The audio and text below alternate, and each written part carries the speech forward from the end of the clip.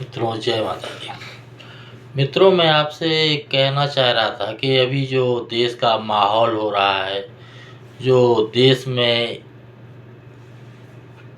गतिविधियाँ चल रही हैं, देश विरोधी, सरकार विरोधी, इस तरह की परिस्थितियाँ और गतिविधियाँ देखते हुए बहुत दुःख महसूस होता है। और मैं उसके बारे में आपको कहना चाह रहा था कि पहले भी इतिहास में ऐसे लोग हुए हैं जो सरकार के साथ नहीं थे, राजाओं के साथ नहीं थे, मुग़लों के साथ थे और मुग़लों का साथ देते थे। मुग़लों से पैसा, धन वो उनको दिया जाता था। तो कोई किसी को घबराने की ज़रूरत नहीं है। दरअसल में क्या है कि पहले भी लड़ने वालों का प्रतिशत वही था जो आज है। युद्ध, धर्म, स्त्री रक्षा, ये सब चीज़ें जो होती हैं, एक देश और समाज की जो रक्षा की भावना होती है, आदमी में स्वयं जागृत होती है। वो किसी में पैदा करने की ज़रूरत नहीं पड़ती है। उसके बाद जो लोगों में गद्दारी, मक्कारी, हरामखोरी, ये जो भावनाएँ हैं, वो भी उनके पीढ़ी दर पीढ़ी अपने आप पैदा हुई है। वो अचानक से किसी में नहीं आ गया है। ये वही लोग हैं जो मुग़लों के साथ खड़े थे, अंग्रेज़ों के साथ खड़े थे। हमारे देश के जो राजा महाराजा थे, उनका विरोध किया, उनसे गद्दारी की, मक्कारी की, हरामखोरी की। ये सब वो लोग हैं, तो इन लोगों में ज़्यादा ध्यान देने की ज़रूरत नहीं है। जैसे नकली किसान हो गए, नकली हिंदू हो गए, नकली मुसलमान भी हो गए, जो आप सेकुलर बोलते हैं, वो सब लोगों की नौटंकियाँ हैं, लोगों का दिखावा है। ये सब चक्कर में पड़ने की ज़रूरत नहीं है। आपको लगता है आपको अपने धर्म के लिए आवाज़ उठाना चाहिए, लड़ना चाहिए, तो आप धर्म के लिए आवाज़ उठाइए, धर्म के लिए लड़िए।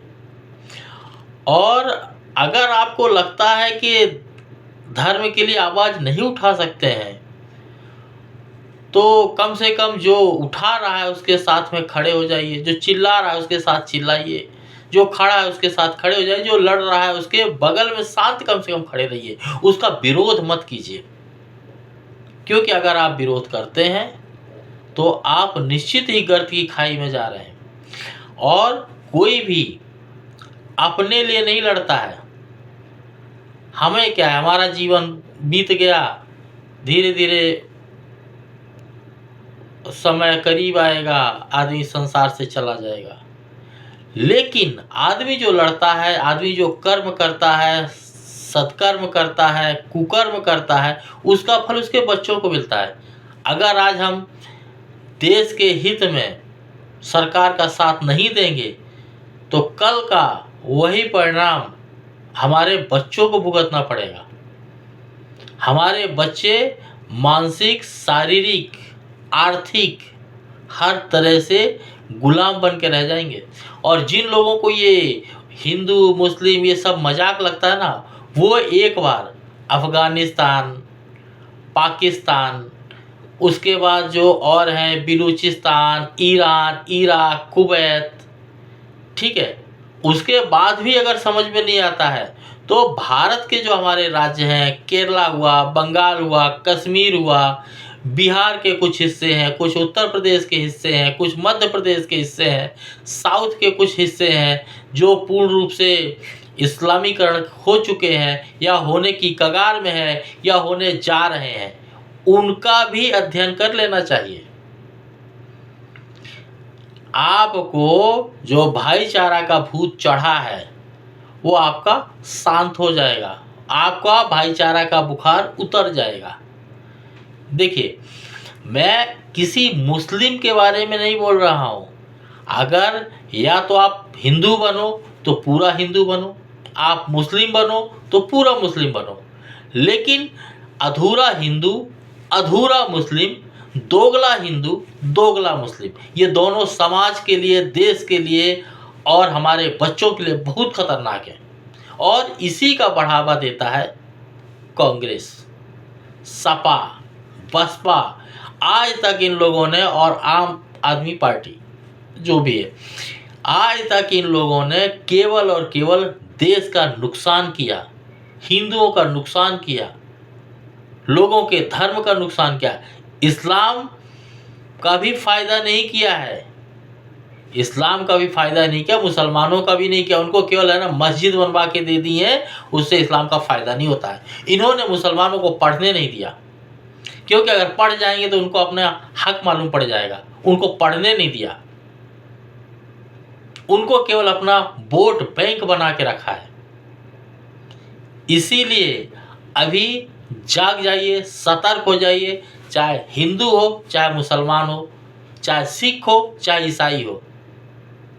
ये जो नकली सिख किसान बन के खड़े हैं, मर्सिडीज, BMW, ये सब, इन सबके किसी के चक्करों में पड़िए। केवल और केवल देश को और समाज को बचा सकता है तो केवल नरेंद्र मोदी बचा सकता है, भाजपा की सरकार बचा सकती है, बाकी कोई किसी का हित नहीं कर सकता है। अगर आपको लगता है कि कांग्रेस को वोट देने से, राहुल गांधी को प्रधानमंत्री बना देने से, और सपा, बसपा और केजरीवाल ही आपका भला करेंगे, तो आप बहुत बड़ी भूल में हैं। और अगर आपको लगता है तो आप इनके समय की सरकार में देख लीजिए, और केजरीवाल के भी दिल्ली में सरकार है, उसको भी आप अध्ययन करके देख लीजिए।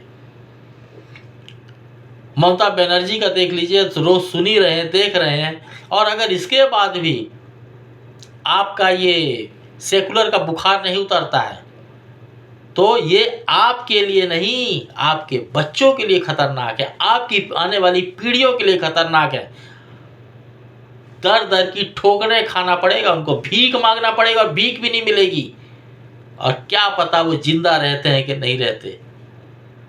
इसलिए बार बार, हजार बार मैं कह रहा हूं, और लोग आके कह रहे हैं, लोग आपको समझा रहे हैं, समझिए, सेकुलर का भूत खत्म कीजिए। धर्म, देश, समाज, उसका साथ दीजिए, भाजपा का साथ दीजिए, नरेंद्र मोदी का साथ दीजिए।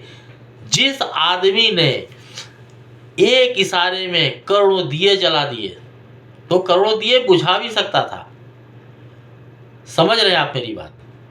वो करोड़ों दिए जो जलवा सकता है, वो बुझवा भी सकता है। जिसके कहने से केवल और केवल 2000-3000 करोड़ के झंडे बिक गए। और भारत में ही नहीं, नेपाल में देख के आइए, मैं देख के आया। भारत के कोने कोने में, विदेशों में भी झंडे राम नाम के बिके। उस आदमी का पावर देखिए। एक जगह कुर्सी लगा के बैठने से एक देश की इकोनॉमी खत्म हो गई। उसके अंतर, मन, बल, ज्ञान, उसको समझिए, उसकी मंशा समझिए। वो आपके लिए मारा जा रहा है, देश के लिए मारा जा रहा है। कोई उसका घर परिवार, बीवी बच्चे नहीं है, किसी के लिए नहीं कर रहा है, वो आपके लिए मारा जा रहा है। समझिए और उसका साथ दीजिए। जय भाजपा, तय भाजपा, हर हर मोदी, हर बार मोदी, घर घर मोदी। जय माता दी।